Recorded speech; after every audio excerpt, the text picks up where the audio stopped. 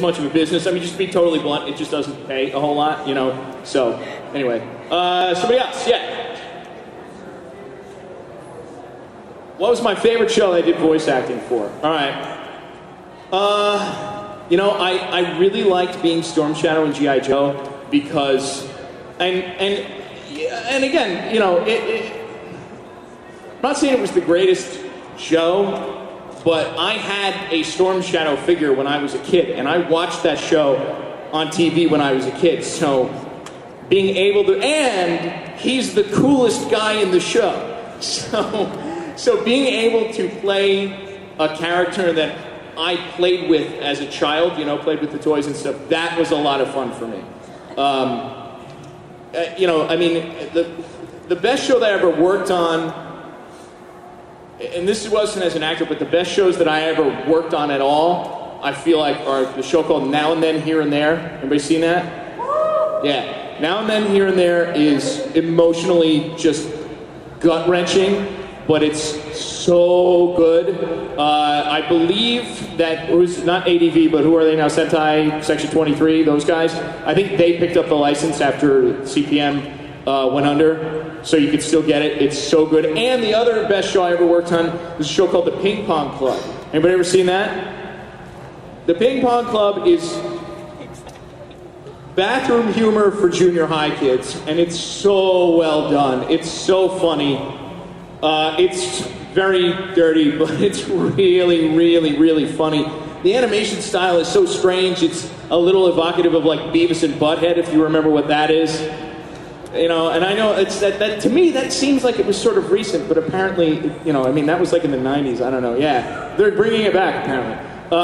So anyway, so those two shows that I worked on, I could not recommend more. They're great. Any questions from somebody else? Yeah, back there. Could you please talk about hentai? No, not in here. Come see me tomorrow night. Anybody else got a question for me? Yeah. Do I still do Turkish shows? You clearly have come to hear me talk before. A gig that I did for a while and occasionally still do. You want to talk about this? No? Okay. Is, yes you do.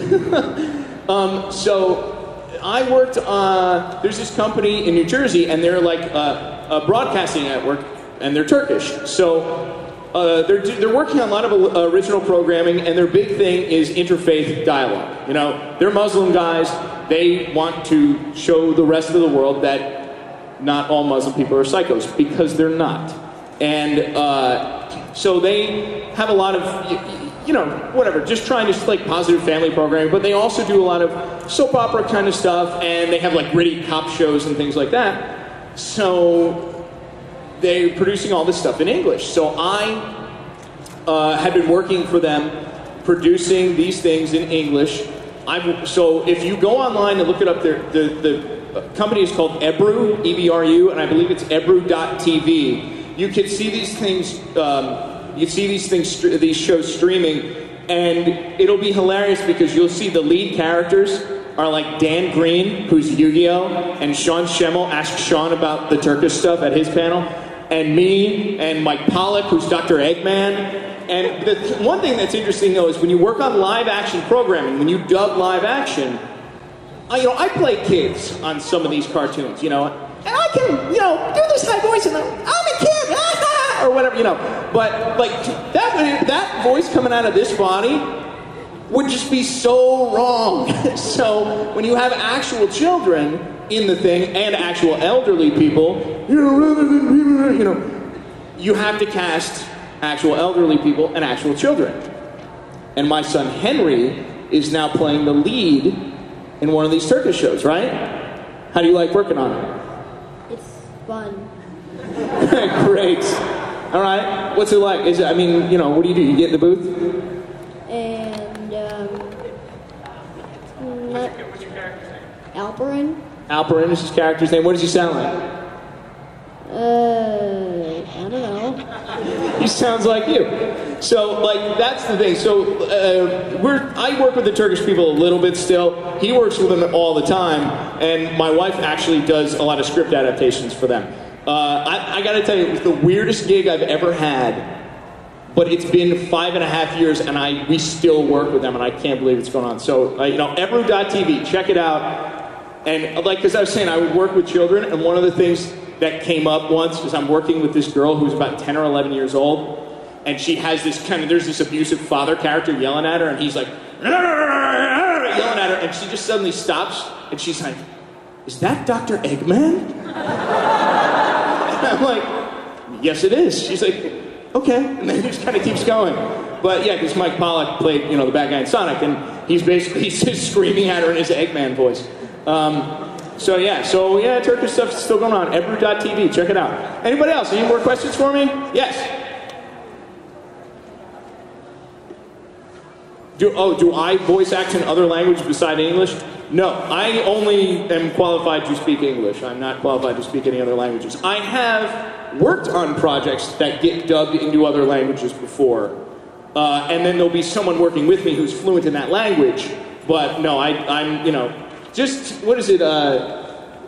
Eddie Izzard used to say in his whole thing, I'm an American, 2 languages in one head? No, forget it. And that's how I feel. European people grow up knowing multiple languages. I got English. A little Spanish, a little French, but not enough to pull that off. So, anybody else questions for me? Yeah. How did I get into this? Is it what I wanted to do when I grew up, when I was a kid? No, it wasn't. Not that I was like, God damn it, I'm never going to be a voice actor. I never thought of it. And you will find that almost every guest at this convention or any convention will say the same thing. You just sort of end up doing it, and then you're like, wow, this is a great gig. I have an acting background. I went to NYU, and I have a degree in acting and all that.